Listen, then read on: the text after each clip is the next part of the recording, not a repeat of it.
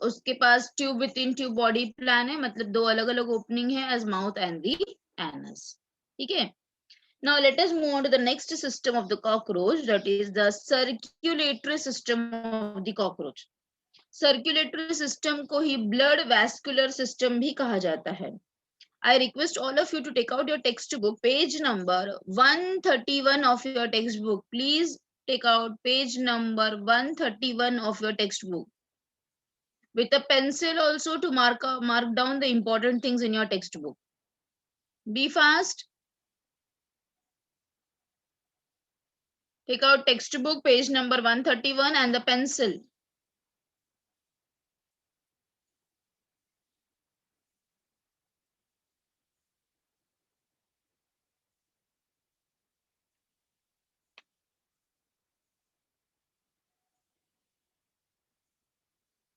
लिया, I hope सबने ले लिया है। तो देखो, जो फर्स्ट डायग्राम आपको नजर आ रहा है, ऐसे ही सेम डायग्राम आपके टेक्स्ट बुक में भी दिया गया है। ये कैसा है, जब आपने कॉकरोच को ऊपर से नीचे कट किया, और ये जो नीचे वाला डायग्राम है जहां पे मैं कर्सर मूव कर रही हूँ, this is the diagram when you have cut the cockroach horizontally. जब आपने हॉरिजॉन्टली कॉकरोच को कट किया तो वो ऐसा दिखेगा। And this is the TS of thorax of a cockroach, so that you don't go into that. आपको सिर्फ ये 2 डायग्राम पे कॉन्सेंट्रेट करना है, फर्स्ट वाला और ये लास्ट वाले डायग्राम पे कॉन्सेंट्रेट करना है, ठीक है। तो हमें ऑलरेडी पता है कि कॉकरोच एक नॉन कॉर्डेट एनिमल है, और नॉन कॉर्डेट एनिमल होने के बाद उसका पास open type of circulatory system है। Open type of circulatory system का मतलब क्या होता है कि ब्लड जो है, हाँ, ये जो बॉडी कैविटी सबको नजर आ रही है, ये बॉडी कैविटी में पूरा ब्लड भरा हुआ है। मतलब इसके पास प्रॉपर आर्टरीज, वेन्स और कैपिलरीज नहीं है। मतलब ब्लड जो है वो ऐसा ट्यूब में या चैनल्स में या वेसल्स में फ्लो नहीं कर रहा है।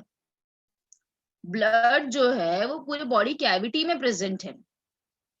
या फिर मैं ऐसे भी कह सकती हूँ कि उसके सारे ऑर्गन्स जो हैं वो पूरे डूबे हुए हैं ब्लड के अंदर।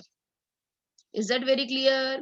तो ऐसा टाइप का सर्कुलेटरी सिस्टम को open type of circulatory system कहा जाता है, ठीक है।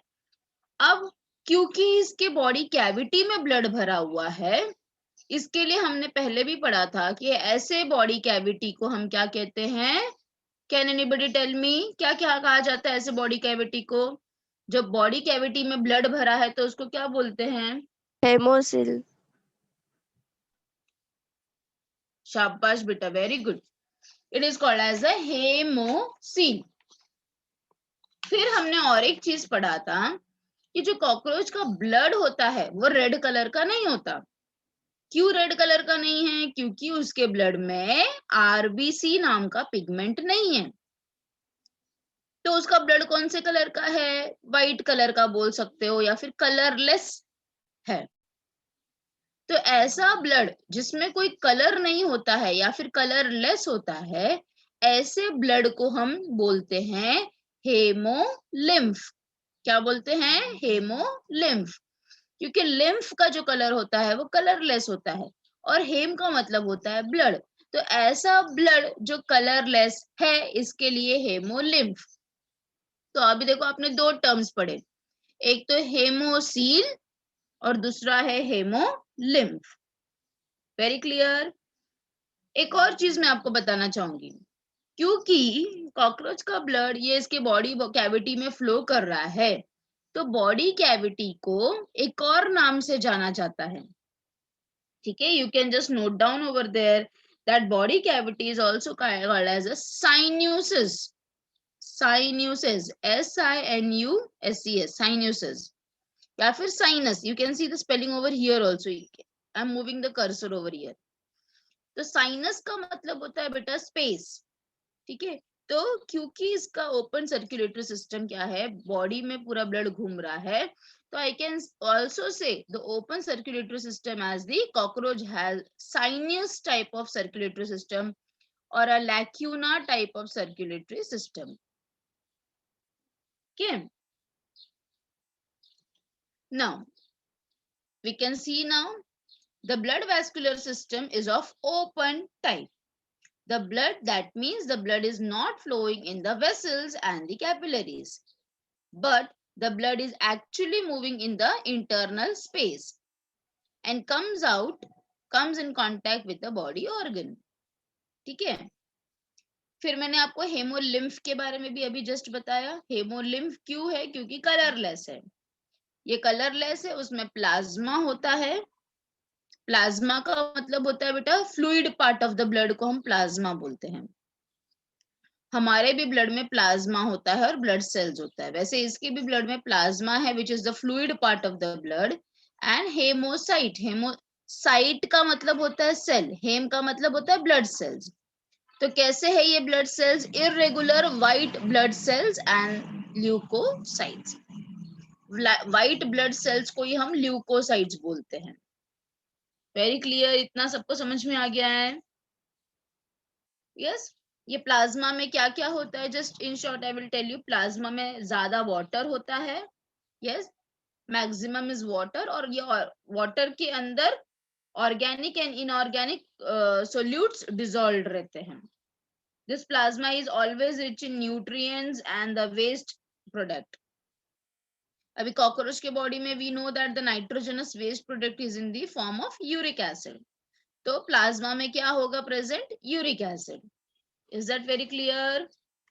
इतना सबको समझ में आ गया है? Any doubt till here? Yes और नो बेटा? नो. ठीक है, मैं वापस एक बार रिपीट कर रही हूँ. मैंने हेमोलिम्फ में आपको क्या क्या बताया. हेमोलिम्फ में सबसे पहला पॉइंट, ये कलरलेस है. दूसरा पॉइंट, इसके अंदर प्लाज्मा है. हाँ, ब्लड के अंदर प्लाज्मा है. प्लाज्मा क्या होता है? Fluid part of the blood. अगर मैं उसको फ्लूइड बोल रही हूँ तो उसके अंदर मैक्सिमम वाटर है और उसके अंदर होता है ऑर्गेनिक एंड इनऑर्गेनिक सोल्यूट्स. साथ में सम न्यूट्रिएंट्स भी होते हैं. हाँ, नाइट्रोजनस वेस्ट प्रोडक्ट भी होता है. अभी हमें पता है कॉकरोच का नाइट्रोजनस वेस्ट प्रोडक्ट जो है वो यूरिक एसिड है. तो I can say that plasma में यूरिक एसिड होता है. ठीक है. नेक्स्ट, उसके साथ साथ ब्लड सेल्स भी होते हैं. ये ब्लड सेल्स को हम बोलते हैं हेमोसाइट्स. कितने टाइप के ब्लड सेल्स होते हैं कॉकरोच के पास? 7 टाइप्स ऑफ ब्लड सेल्स होते हैं. हमारे पास तो सिर्फ 3 ही टाइप के हैं, आरबीसी, डब्ल्यूबीसी एंड प्लेटलेट्स. पर कॉकरोच के पास 7 टाइप के ब्लड सेल्स होते हैं. 7 टाइप के ब्लड सेल्स होते हैं.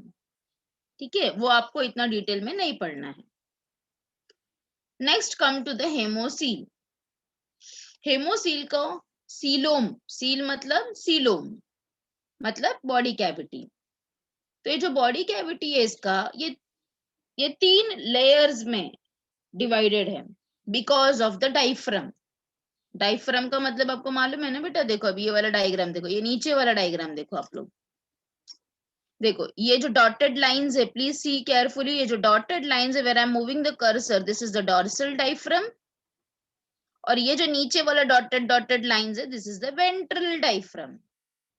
सो एक डायफ्राम एंड दूसरा डायफ्राम. ऊपर वाला डायफ्राम को हमने बोला डॉर्सल डायफ्राम और नीचे वाले डायफ्राम को हमने बोला वेंट्रल डायफ्राम. अब ये दो डायफ्राम के कारण 3 जगह बन गए हैं. डायफ्राम, ये डॉर्सल डायफ्राम के ऊपर वाला हिस्सा जिसको हम बोलेंगे पेरिकार्डियल साइनस. ये डॉर्सल डायफ्राम के नीचे वाला हिस्सा जिसको हम बोलेंगे पेरीविसरल साइनस. और वेंट्रल डायफ्राम के नीचे वाला हिस्सा called as a perineural sinus. समझा मैंने क्या बोला बेटा? मैं वापस रिपीट कर रही हूं.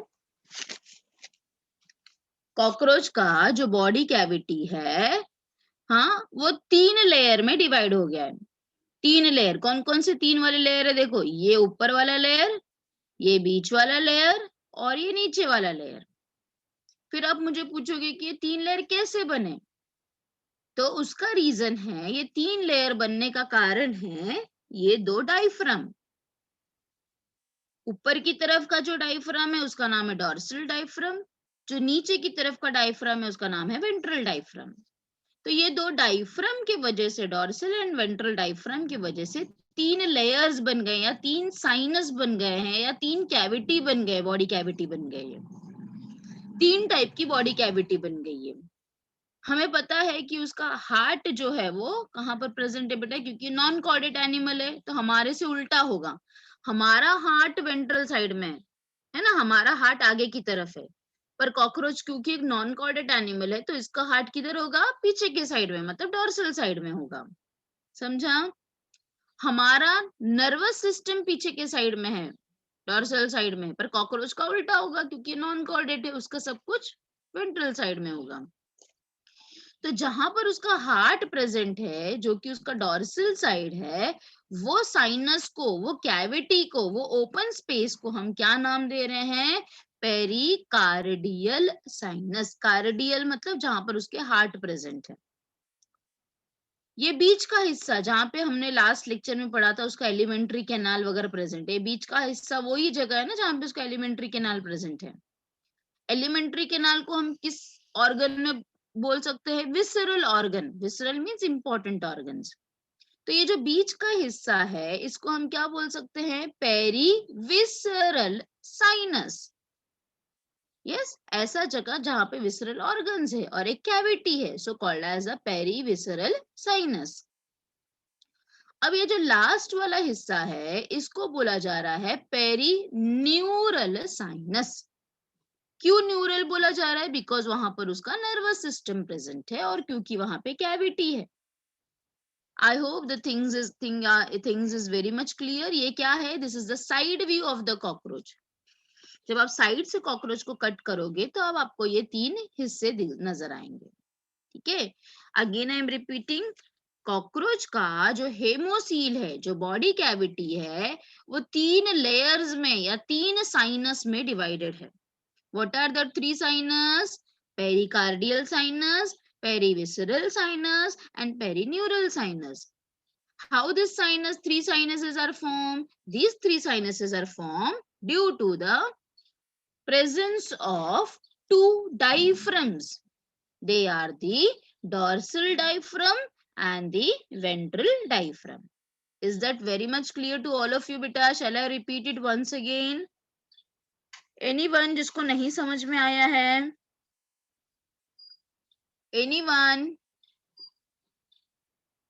Please tell yes or no whether you have understood, all of you. Any of the Yes. students want me to Yes. repeat? Should I repeat, beta? Should I repeat? No, miss. Okay.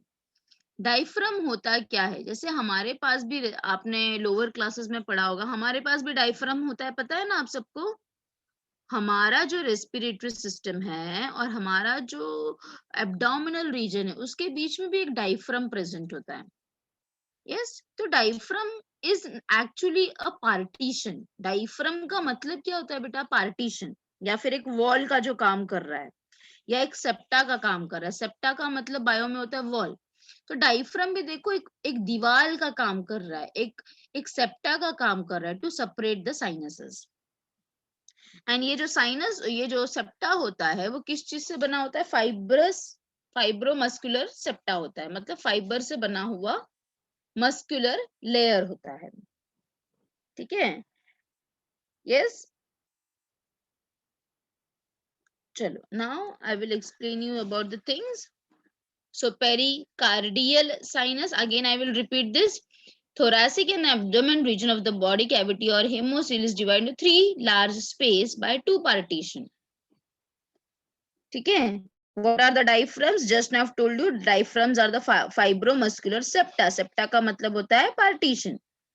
These partitions are attached to the terga, ठीक है, along the lateral side.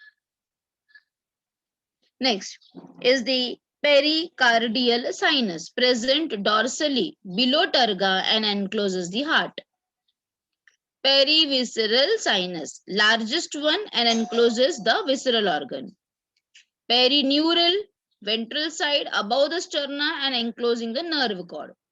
ठीक है, just have a look बेटा, एक बार ये पूरा पढ़ो और हार्ट एक बार भी पढ़ते रहो. Just 2 seconds, I'm coming.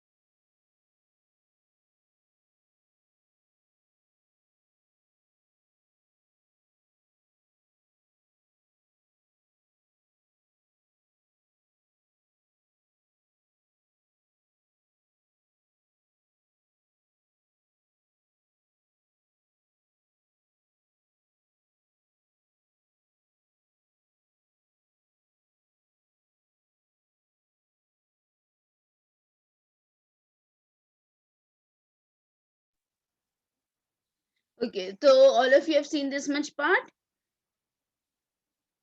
Yes? Yes. Yes. Okay. Just a second, beta. I will share the textbook also with you all, so that we can just market the things in the textbook. कुछ भी miss नहीं होना चाहिए, as you always know that कि I always emphasize. Just a second.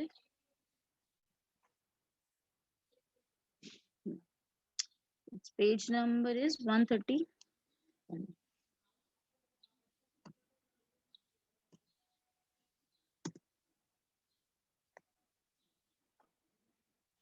All of you can see the textbook.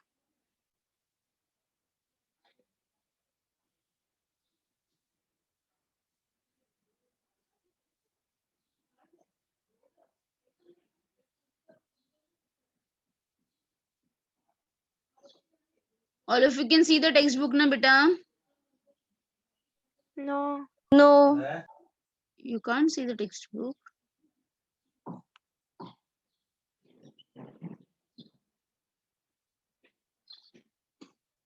Now also not see. Textbook is visible, ma'am. Okay, हाँ. चलो ठीक है. So now sinuses. Please underline the terms over here. See, we have just now seen about this part. We have seen the hemolymph.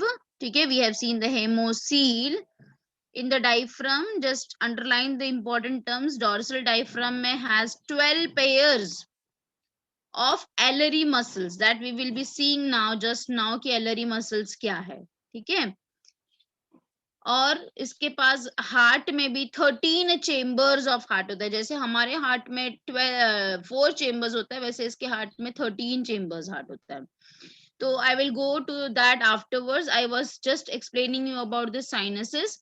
So 3 sinuses का नाम आपने लिखा. Pericardial, underline over here, it is present on the dorsal side. Visceral is middle and largest, जिसमें visceral organs होते हैं. Neural में small है. Ventral side में नर्व कॉर्ड प्रेजेंट होता है. ठीक है, ये पूरा चीज आप प्लीज अंडरलाइन करो, जो जो अभी मैंने आपको बता के दिया इसमें. अब इसके पास डॉर्सल ब्लड वेसल्स भी होता है.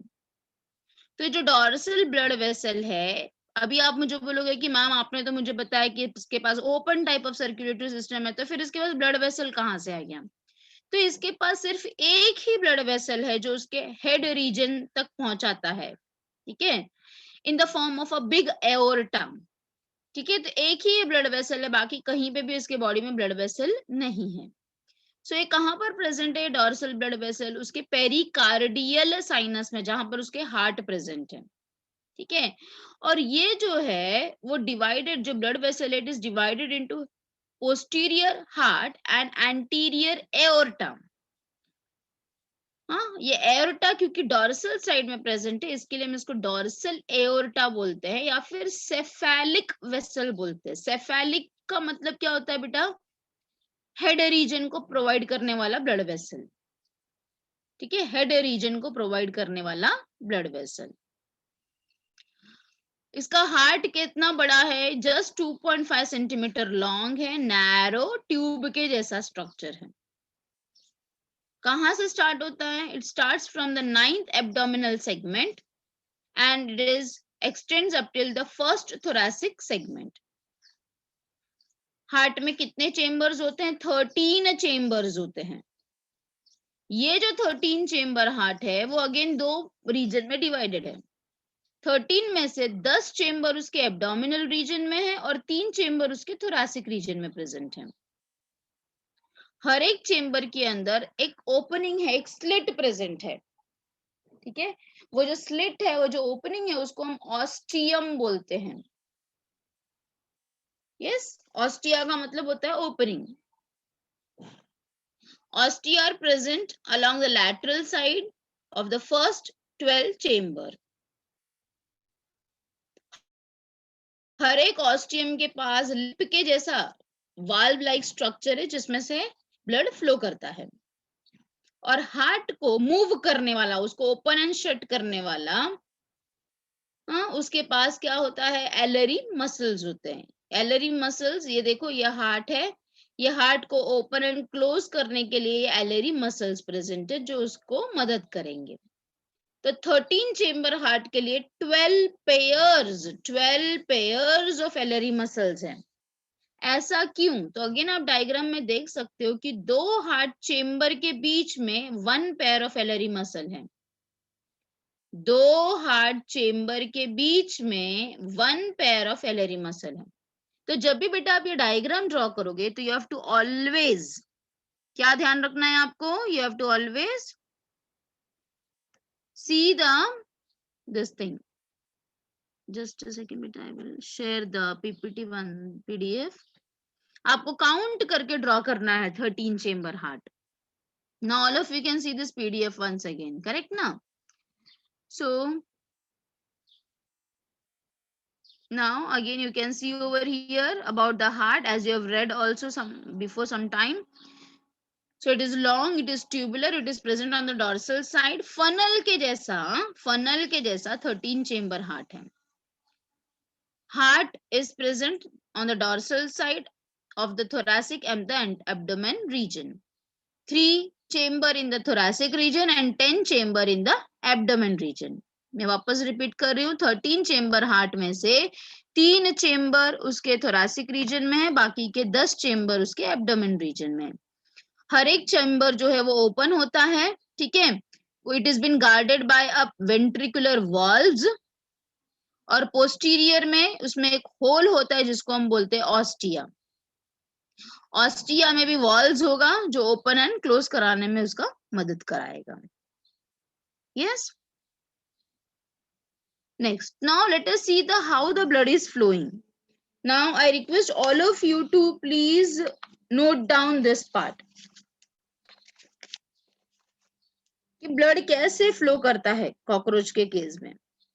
तो ब्लड जो है वो हार्ट से एओर्टा में जाएगा, एओर्टा से हेड साइनसेस में जाएगा, then it will go into the perineural sinus, then perivisceral sinus, then pericardial sinus and again back to the heart. तो ऐसे गोल गोल गोल गोल ब्लड घूमते रहता है in the cockroach body. Please write down this part. I request all of you to write down this part, because ये लिखे रहोगे तो आपको जो सर्कुलेटरी सिस्टम दिया है बुक में वो समझना बहुत ही आसान हो जाएगा। आप टेक्स्ट बुक में कहीं छोटा सा लिख सकते हो, 132 पेज नंबर पे ही आप ड्रॉ कर सकते हो ये।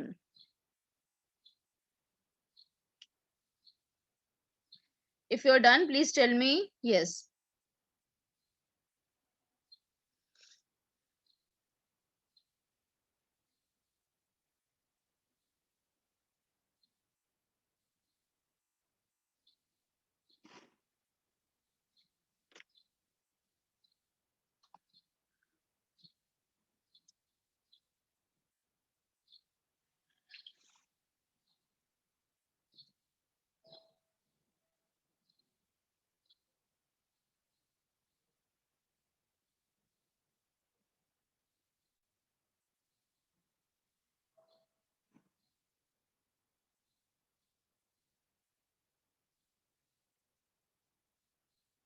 Done beta, all of you have written? Yes. Yes. चलो, then this is the same thing which has been given over here, ठीक है। अभी again I will share your textbook. All of you take out your page number 132 of your textbook.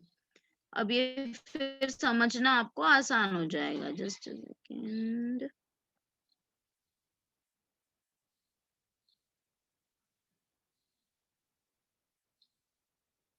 सो मैं वापस repeat कर रही हूँ, 13 chamber heart and how many एलरी muscles, 12 pairs of alary muscles. Muscle का क्या काम है, हार्ट का कॉन्ट्रैक्शन एंड रिलैक्सेशन कराना। अभी देखो जो आपने वो टेबल ड्रॉ किया है ना, उससे ये जो बड़ा सा पैराग्राफ दिया है वो आपको समझना आसान हो जाएगा। तो देखो ये ब्लड का सर्कुलेशन की ब्लड कैसे मूव कर रहा है कॉकरोच के बॉडी में, ये पूरा ये पैराग्राफ में दिया है, ठीक है। Now see, blood circulates between the sinus and the heart due to contraction and relaxation of the heart, and how the contraction and relaxation of heart is done with the help of the LRE muscles, ठीक है। Heart क्या करता है, contract होता है, contract को biological term में systole भी कहा जाता है, और बाद में रिलैक्स होता है, रिलैक्सेशन को डायस्टोल भी कहा जाता है। ये सारे टर्म्स को बेटा भूलो नहीं, because next year 12th standard में आप ह्यूमन बीइंग का हार्ट पढ़ने वाले हो, तो ये सारे टर्म्स आने वाले हैं, सिस्टोल डायस्टोल सब आने वाला है। अच्छा, आफ्टर डायस्टोल, आफ्टर डायस्टोल का मतलब क्या होता है, जब उसका हार्ट रिलैक्स करेगा तो there is a third phase in the heart cycle which is called as a diastasis. Please underline and can be asked for a 1 mark question in the exam. What is diastasis? Diastasis में क्या होता है, heart ऐसे ही थोड़े देर के लिए expanded condition में ही रहता है। तो this can be asked for 1 mark question or MCQ, diastasis. I hope all of you have underlined this much part. अच्छा, अब क्या हो रहा है, जब भी एक्सपांड हो रहा है हार्ट, जब डायस्टोल हो रहा है मतलब जब एक्सपांड हो रहा है, उस समय क्या होता है, एलरी मसल्स कॉन्ट्रैक्ट होंगे और डायफ्राम फ्लैट हो जाएगा। अब ब्लड कैसे पास होगा, अभी आपने जो टेबल ड्रॉ किया है ना बेटा, अब उसको टेबल को लिंक करो, मैं जो बता रही हूँ यहाँ से, ये जो हम पढ़ने जा रहे हैं उससे आपको टेबल को लिंक करना है। अब ब्लड किधर से किधर पास हो रहा है, let us start with the perivisceral sinus, perivisceral sinus से होते हुए पेरिकार्डियल साइनस में जाएगा, ऊपर की तरफ जाएगा थ्रू द फेनेस्ट्रे, फेनेस्ट्रे का मतलब है ओपनिंग, एंड फिर कहां पे जाएगा, हार्ट में जाएगा थ्रू द ऑस्टिया। अब जब रिलैक्सेशन होगा, सॉरी जब कॉन्ट्रैक्ट होगा मतलब सिस्टोल होगा, तो फिर ये एंटीरियर साइड में मूव करेगा और ब्लड कहां पे पुश किया जाएगा, in the dorsal aorta. Yes, correct. फिर during systole, that is during contraction, ostia remain closed with the help of the valves and blood is again flushed into the head region, and head से वापस किधर आएगा, फिर से perivisceral sinus, फिर से perineural sinus, फिर से हार्ट, और हार्ट से फिर हेड रीजन, और फिर वापस ऐसे गोल गोल गोल गोल घूमना स्टार्ट हो जाएगा। तो ये जो पर्टिकुलर पैराग्राफ है बेटा, जो आपने अभी टेबल ड्रॉ किया, उससे आपको आसानी से समझ में आ जाएगा। I hope now the things are very much clear.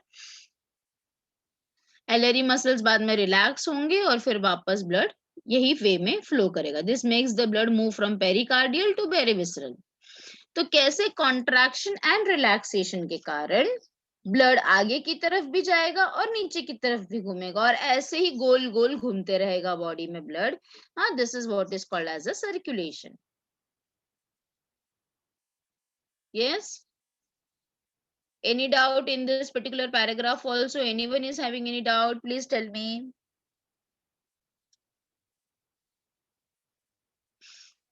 Anyone beta, yes or no? I think so सभी आप लोग सुबह दोपहर No, को miss. दोपहर को लेक्चर बैठते हो तो ज्यादा एक्टिव रहते हो ना बेटा। अभी तो ऐसा लग रहा है कि सब नींद में ही है, करेक्ट ना? सुबह सुबह आज से कॉलेज का लेक्चर है क्या बेटा आप लोगों का? कब से चालू हो गया? चालू हो गया कॉलेज का लेक्चर, अच्छा अच्छा ठीक है। ये तो डाइजेस्टिव सिस्टम का फ्लो टेबल है, this you have already seen. If you want you can take a screenshot of this, please take a screenshot.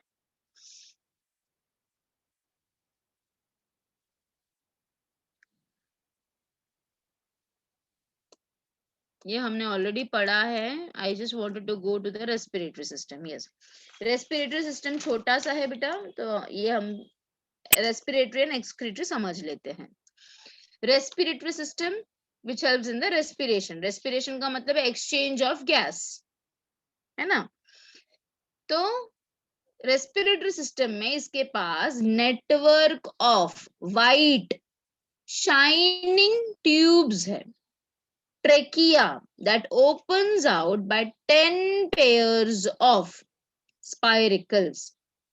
याद है हमने spiracles पढ़ा था? Spiracles is nothing but the opening जो कॉकरोच के दोनों साइड के बॉडी में प्रेजेंट है। अभी इसके पास कितने स्पाइरिकल्स होते हैं? 10 pairs of spiracles, मतलब 10 on right side and 10 on left side of the body. अब ये जो 10 pairs of spiracles है, they are been divided into 2 regions of the body, जिसमें से 2 pairs उसके thoracic region में present है और मैक्सिमम 8 pairs जो है वो उसके एब्डोमेन रीजन में प्रेजेंट है। तो स्पाइरिकल्स बेसिकली है क्या बेटा? It is nothing but aperture. Aperture का मतलब होता है opening, which can also be called as a stigmata or the spiracles. ये ओपनिंग जो है वो एक ट्यूब में कनेक्ट होता है जिसको हम बोलते हैं ट्रेकिया। मतलब सबसे पहला है ओपनिंग जिसको हम बोलेंगे spiracle. Spiracle will open into a tube called as trachea. Trachea divide होगा इनटू ट्रेकियोल्स और ट्रेकियोल से में भी वो ट्रेकियोल जो है वो डायरेक्ट कांटेक्ट में रहेगा ऑर्गन से और फिर वहां से एक्सचेंज ऑफ गैसेस होगा। तो अगर for example I wanted to say कि ऑक्सीजन कैसे जा रहा है, ऑक्सीजन का पाथवे क्या है, तो क्या होगा बेटा? बहुत ही सिंपल सा है उसका रेस्पिरेटरी सिस्टम। मैं वापस रिपीट कर रही हूँ, अगर मुझे बताना है कि उसके बॉडी में ऑक्सीजन कैसे जा रहा है तो मैं बोलूंगी पहले ऑक्सीजन जाएगा स्पाइरिकल में जो कि ओपनिंग है, स्पाइरिकल से जाएगा ट्रेकिया में जो कि एक ट्यूब के जैसा स्ट्रक्चर है, ट्रेकिया से जाएगा ट्रेकियोल्स में। ट्रेकियोल्स क्या है? ट्रेकिया का ही डिवाइडिंग पार्ट है जिसको हम ट्रेकियोल्स बोल रहे हैं। ट्रेकियोल्स जो है वो in contact with the organs है, तो ऑर्गन्स को ऑक्सीजन मिल गया। ठीक है, अब ऑर्गन्स को ऑक्सीजन मिलने के बाद वही रास्ते से वापस CO2 वापस आएगा। सेम रास्ता, एक ही डायरेक्शन, एक ही पाथवे है। तो ऑक्सीजन मिल गया ऑर्गन को। अब ऑक्सीजन मिलने के बाद वही डायरेक्शन से ऑर्गन से CO2 ट्रेकियोल्स में आएगा, ट्रेकियोल से ट्रेकिया में आएगा, ट्रेकिया से स्पाइरिकल्स में आएगा, स्पाइरिकल से बॉडी के बाहर जाएगा। समझ में आया? सो ए वेरी सिंपल सा system in case of cockroach, that is a respiratory system. एक ही ट्यूब है, एक ही वे है, एक ही यूनिडायरेक्शनल फ्लो है, उसी से ऑक्सीजन अंदर भी जाता है, उसी से CO2 बाहर भी आता है। ठीक है, so again I am repeating, कौन कौन से पार्ट है उसके? Opening called as spiracle, opening जो है वो ट्यूब में कन्वर्ट होता है कॉल्ड एज ट्रेकिया। ट्रेकिया बहुत सारे डिवाइड होता है into many many branching called as tracheoles, और ये ट्रेकियोल्स उसके हर एक ऑर्गन के ऊपर पेनिट्रेटेड है।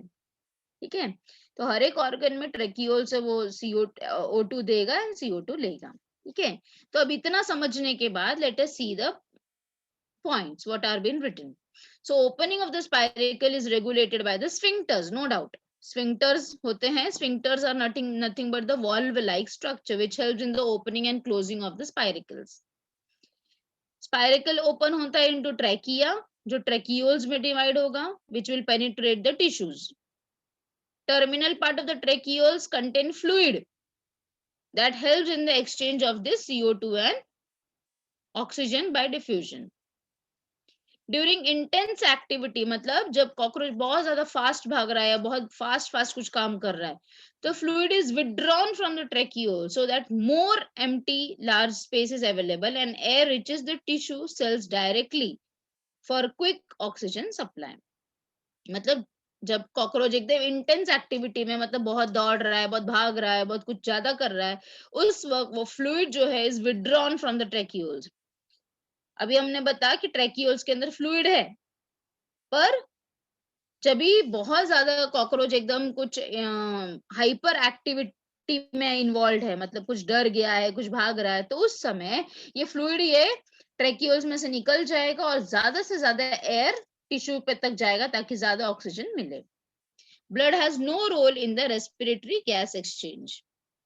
हमारे केस में yes, blood has a role because blood के अंदर हेमोग्लोबिन होता है, पर कॉकरोच के ब्लड में क्योंकि हेमोग्लोबिन नहीं है इसलिए blood does not have any role in the respiratory gas exchange.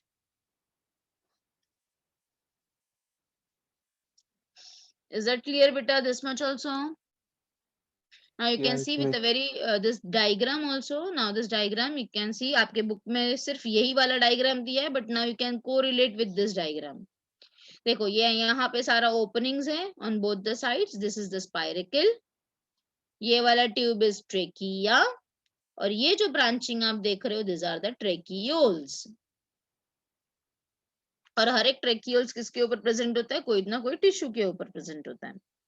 यहाँ पे ये ट्रेकियोल फ्लूइड होता है, जो अभी मैंने आपको बताया, ट्रेकियोल फ्लूइड जो नॉर्मल इसमें रहेगा, पर जब कॉकरोच एकदम इंटेंस एक्टिविटी करेगा तब ये फ्लूइड विथड्रॉ कर दिया जाएगा. You can see this is how is the respiratory system of the cockroach. ठीक है. Now with that I just wanted to tell you about the excretory system also, and then we can stop this part. Yes, excretory system of cockroach में we have already learned that उसका excretory system अलग सा नहीं है, जबकि उसके digestive system के ऊपर ही उसका excretory system भी present है. In the form of what? In the form of the Malpighian tubule. Where it is? Excretory system in case of cockroach is been carried out by the Malpighian tubule. Fat bodies and the nephrocytes. Nephrocytes are nothing but the nephron के जैसा cells. So these are the Malpighian tubule which we have seen on the digestive system. They are fine unbranched blind tubules. Where they are attached at the midgut and the hindgut के junction में present है.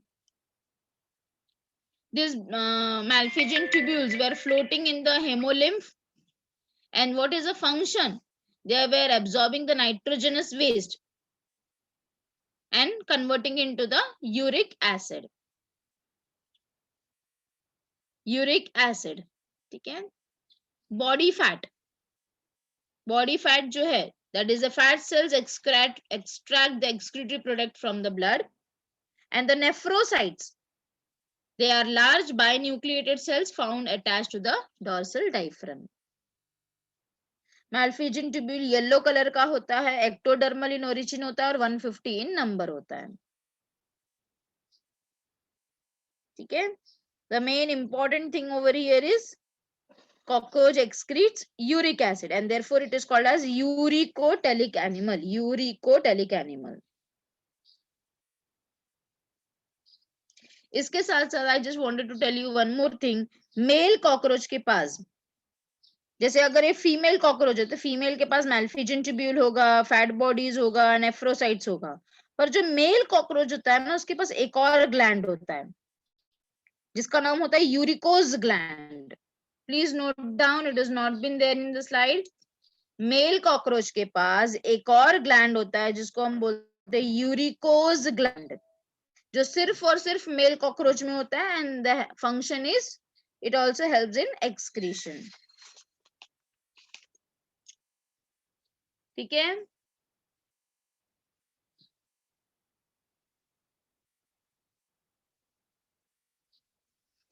I just wanted to show the textbook also now. Have you all seen this much part? Shall I move on to the textbook?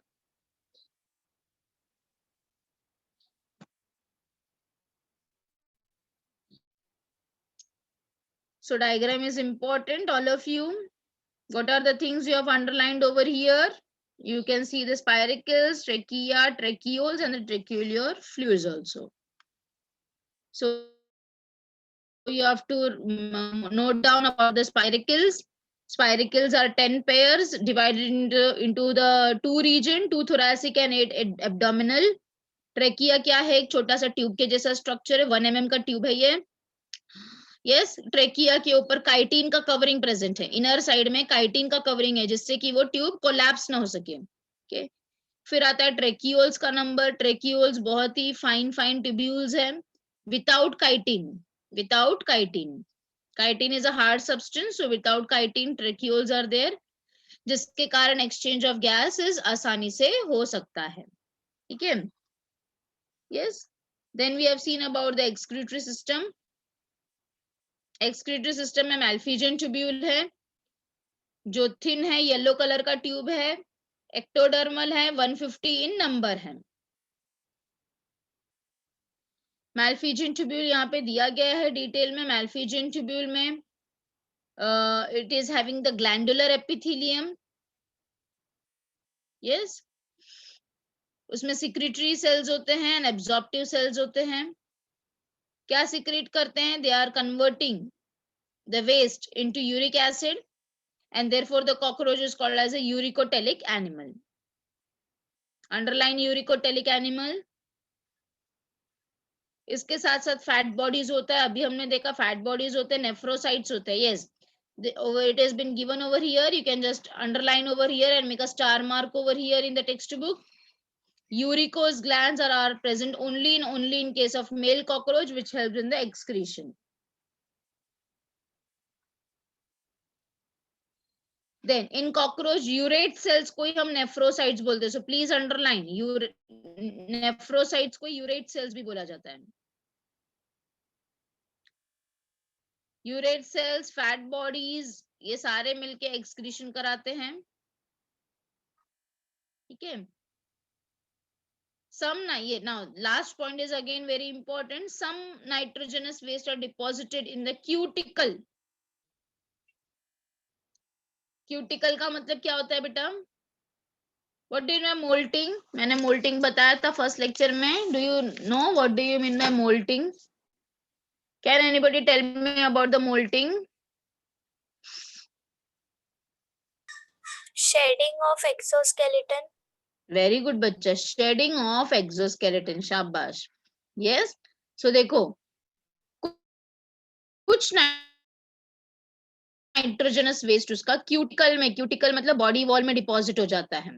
और ये जो है अभी आप जो उसके क्यूटिकल में डिपॉजिटेड हुआ है वो कैसे निकलता है? तो जब वो अपना शेड ऑफ करता है.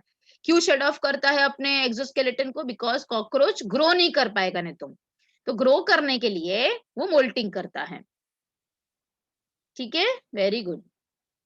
सो all the diagrams are again very very important. Today we have seen 3 systems of the cockroach. एक तो उसका सर्कुलेटरी सिस्टम, दूसरा उसका रेस्पिरेटरी सिस्टम और तीसरा उसका एक्सक्रीटरी सिस्टम. एक्सक्रीटरी सिस्टम में आपके टेक्स्ट बुक में डायग्राम नहीं दिया गया है, so you need not have to draw.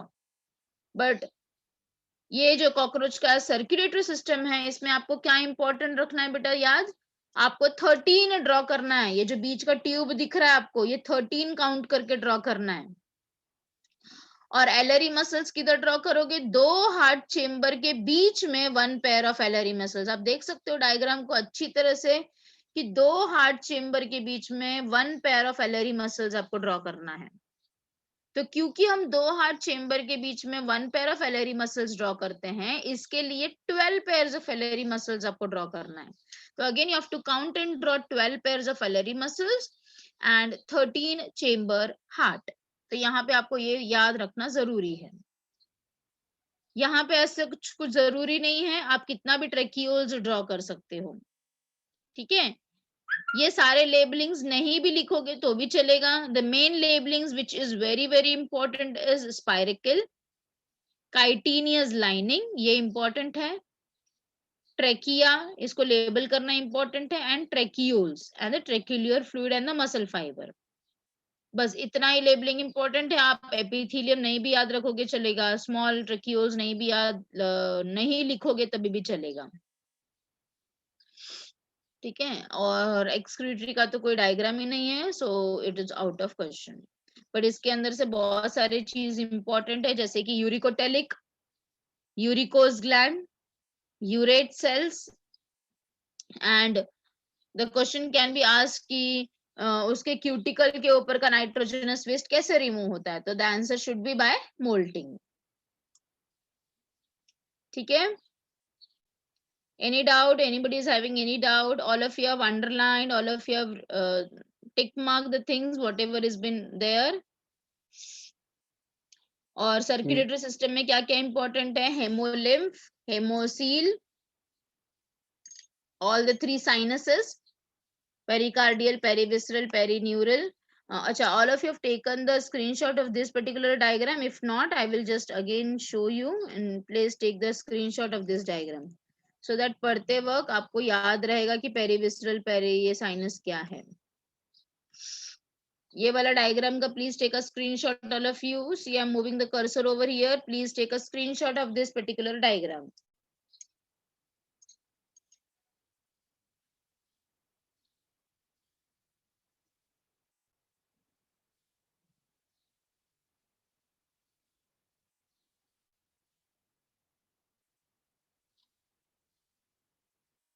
Done?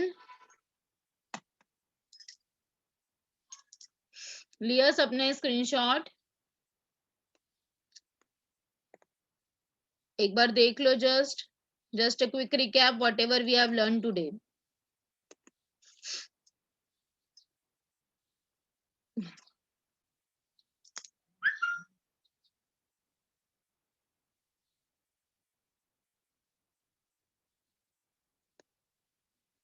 This is also very important. And after that, we have learned about the respiratory system.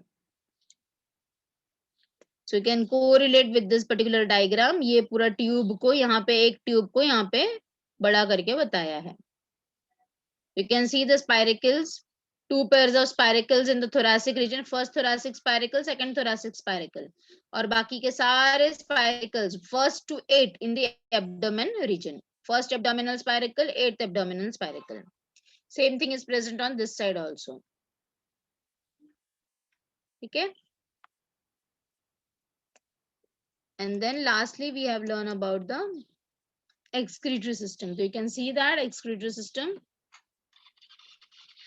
it is made up of body fat and the nephrocytes, जिसको हम urate cells भी बोलते हैं. I hope the things are very much clear to all of you. सबको सब समझ में आ गया है? Yes or no, beta? Yes. Yes. So will you be drawing the diagrams and writing the things about all the 3 systems, whatever we have learned today? अभी Yes. अपने को पढ़ने के लिए कौन से है? नर्वस सिस्टम है और उसका रिप्रोडक्टिव सिस्टम है. तो नर्वस सिस्टम थोड़ा बड़ा है, that we will be learning in the next class in detail, and reproductive system सिर्फ 2 systems उसके बाकी हैं. रिप्रो में भी मेल एंड फीमेल